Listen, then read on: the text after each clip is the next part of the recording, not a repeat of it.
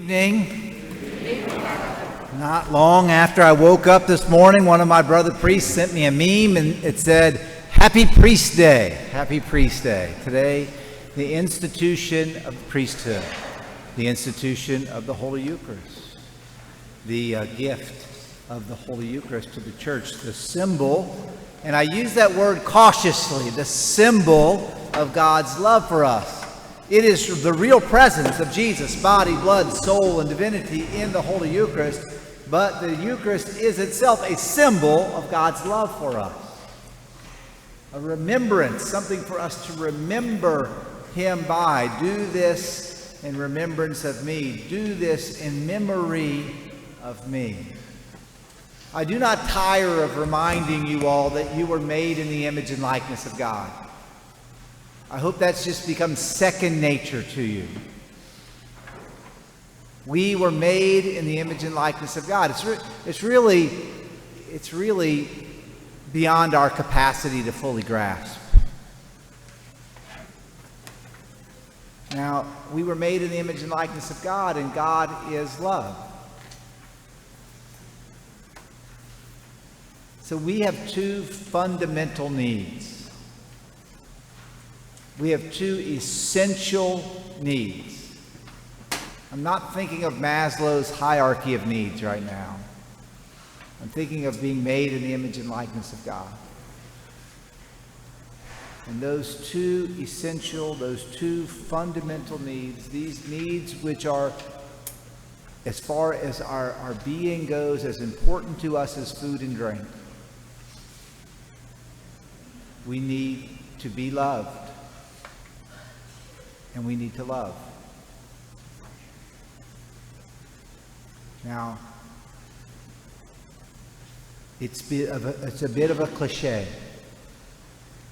It's a bit of a cliche, and really I hate to say I get tired of hearing it, but it can become a cliche. It can become essentially saying nothing when I say God loves you. But God does love us. He does. He loves us. When I say it in front of 300 people, it doesn't have the effect that when I say it to one person, one-on-one, face-to-face in the office. And I can see it almost penetrate them, like, to be told that. Because it's a fundamental need that we have to be loved. Who has shown you think about this for a minute, in your life, who has shown you unconditional love? No conditions, no strings, no expectations. They just love you. And then who have you loved? See, these are not optional parts of our being. They're requirements. Now, that doesn't mean that we're all hitting on all cylinders. We're not all functioning at the level that we are called to function as creatures made in the image and likeness of God. There are far too many people who have not experienced these things, and they are living a life less than what God has called them to.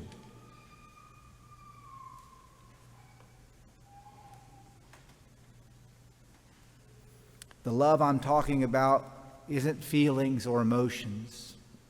It might include feelings and emotions. It certainly does very often include feelings and emotions. The love that I'm talking about is patient and kind and selfless and forgiving and enduring. It's that love. On Holy Thursday tonight, we remember this great gift of love. And how is it that we remember it? I want you to take a second. I want you to do your best to put yourself at the Last Supper. That's what we're kind of doing here tonight. We're trying to put ourselves at the Last Supper. And again, we know the story. We should know the story anyway. So there they are at the Last Supper, and Jesus is there with his friends, his best of friends, and he knows they're going to betray him. He knows they are going to betray him. In fact, one of them is going to betray him with a kiss and for money. The others are going to betray him out of weakness. But he knows.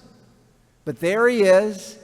You can imagine, I don't know what the mood of the Last Supper was, but it couldn't have been all somber. There had to be a little laughter, a little fellowship, a little like, hey, you know. And there's Jesus looking at all of them, knowing.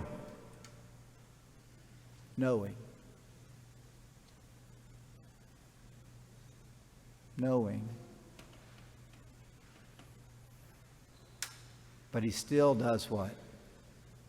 He still gets on his knees to wash their feet. Now, we have to remember something about washing feet.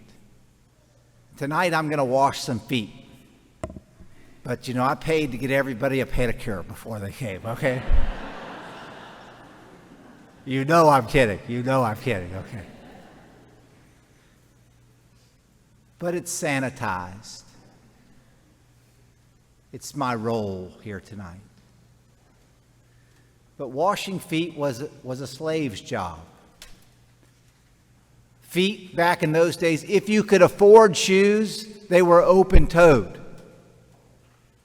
And the streets were muddy and dirty and nasty and they didn't have leash laws and little bags, okay? It was nasty.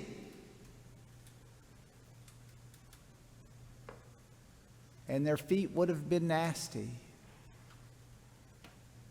And so Jesus humbles himself before them, knowing them better than they know themselves.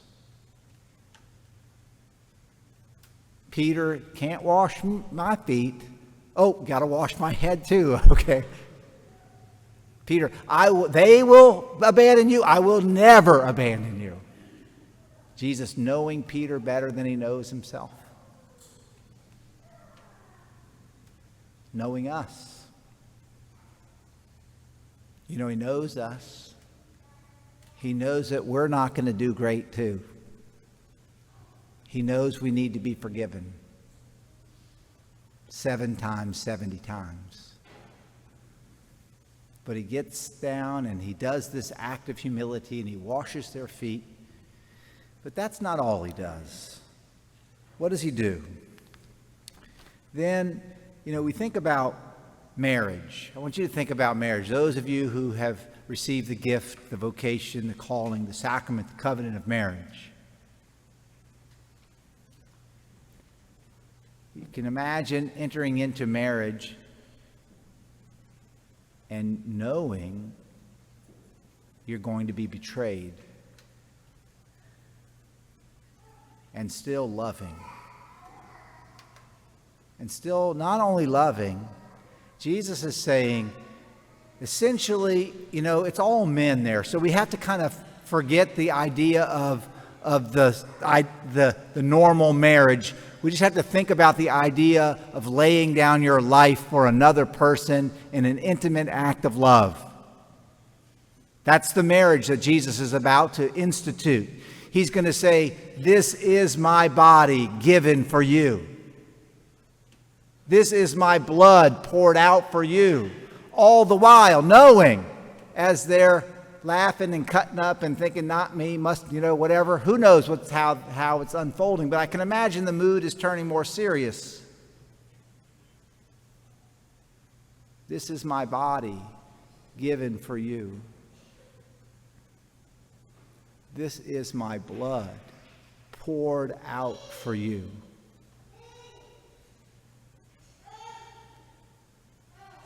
That's what's happening at the Last Supper. And it's not going to be over until Friday, right? What's going to happen on Friday? His blood is going to be poured out for them. And he loves them anyway. You have 2 fundamental needs. You need to be loved unconditionally. You need to know that you are loved. God loves you. But it's not just that we have to be loved.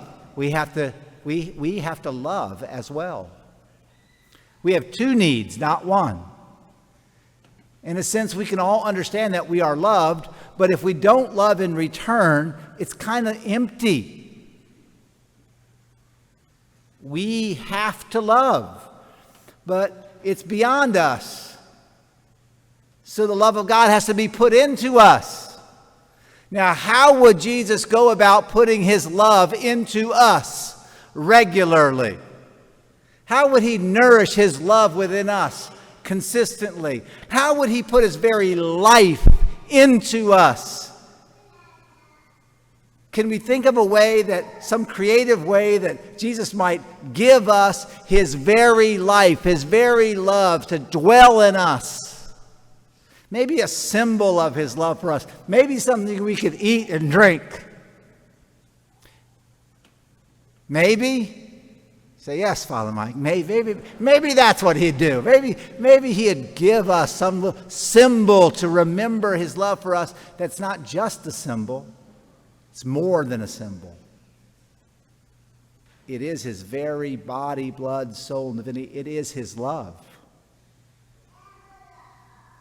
And that's what he's giving to us tonight. A love that is patient, a love that is kind, a love that is selfless, a love that endures, a love that washes feet, changes diapers, visits the hospital, takes care of Alzheimer's, a love that forgives, a love that gives.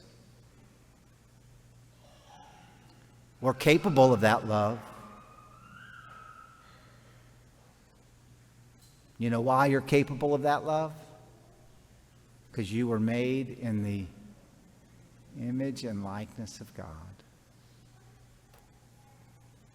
Jesus comes to rescue us from ourselves, put his love in us, nourish his love in us. It's not just a symbol. It is a symbol, but it's not just a symbol.